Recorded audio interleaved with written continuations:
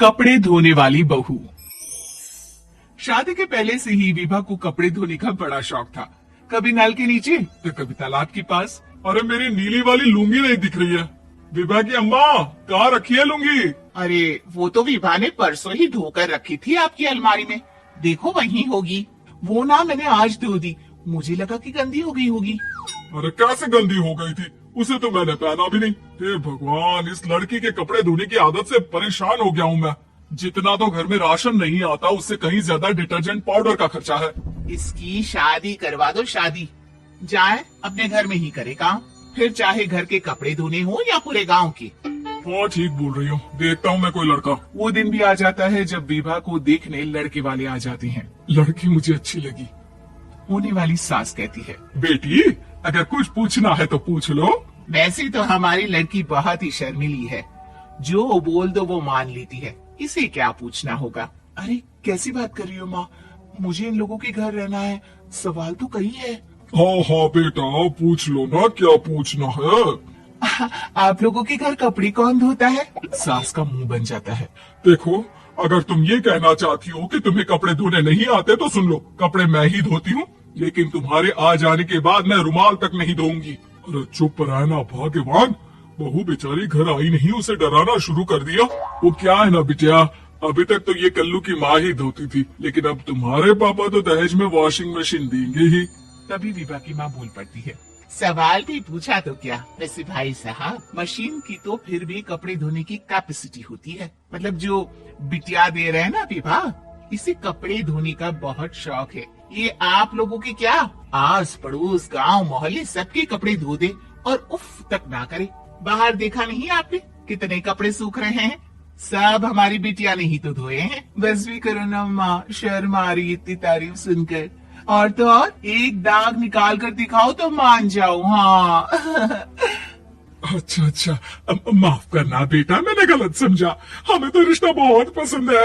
और ऐसे जुड़ जाता है रिश्ता कपड़े धोने का शौक रखने वाली विभा का। उसकी शादी हो जाती है कोयला फैक्ट्री में काम करने वाले कल्लू के साथ। शादी के बाद अचानक विभा चिल्लाती हुई सास के पास आती है। सासू माँ, अरे सासू माँ कहाँ है आप? ये तो धोखा है, धोखा दिया आप लोगों ने मुझे।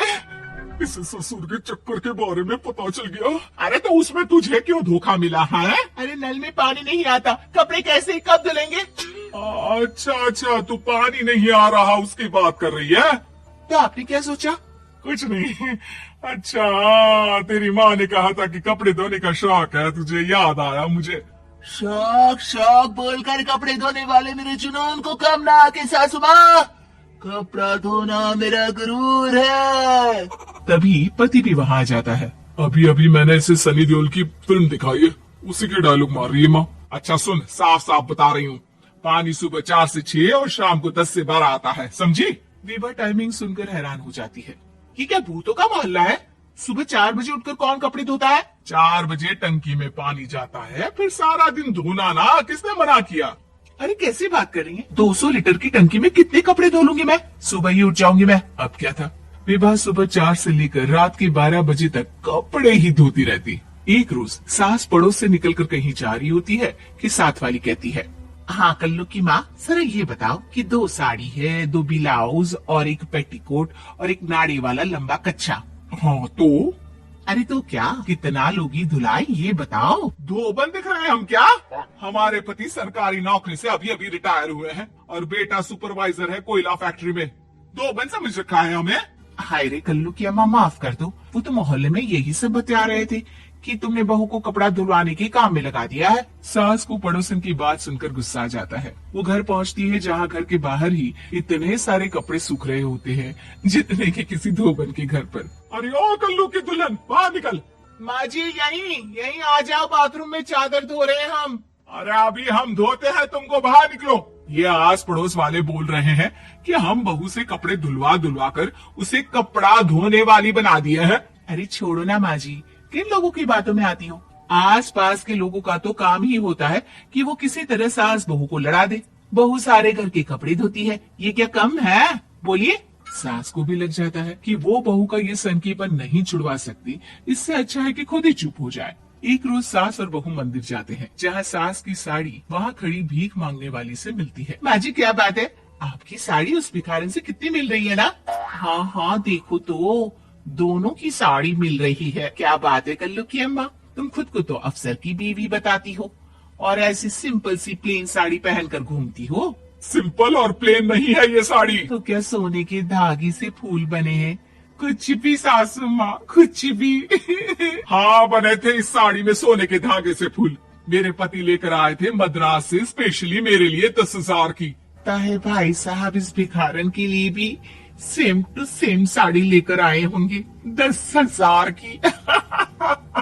सास उस वक्त तो कुछ नहीं कहती, लेकिन बहू के साथ घर आती है और अलमारी से एल्बम निकाल कर लाती है। ये साड़ी देख रही है, ये वही साड़ी है जिसे मैंने अभी पहना था। इस साड़ी में ये जो चमकदार फूल दिख रहे हैं ना, ये सोने के धागों से काटे गए हैं। लेकिन तू लोकल वॉशिंग मशीन ब्रश से घिस घिस कर सारे फूलों को निकाल कर साड़ी प्लेन कर दी। मुझे माफ कर दीजिए सासू माँ। और तो और, जब मैंने तुझे तेरी गलती के लिए कुछ नहीं कहा, लेकिन तूने तो सबके सामने मेरा मजाक ही बना दिया। क्यों? बहू को समझ में आ जाता है कि अब से उसका कपड़े धोना बंद।